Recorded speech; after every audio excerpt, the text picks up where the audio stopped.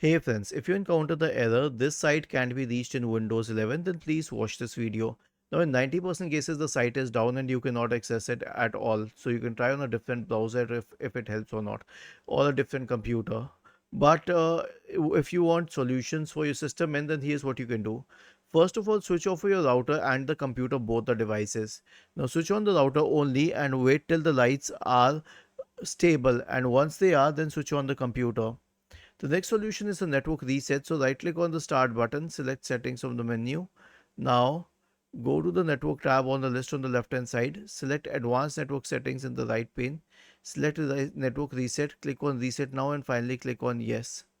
The last solution is to use Google's DNS. So press the Windows key and the R key together to open the run window. Type ncpa.cpl and hit enter. Right click on the current network connection, select properties, double click on Internet Protocol version 4.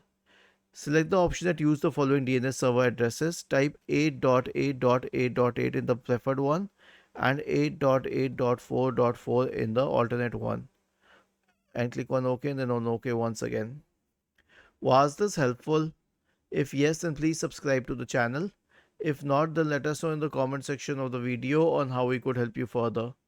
Thank you for watching this video and have a nice day.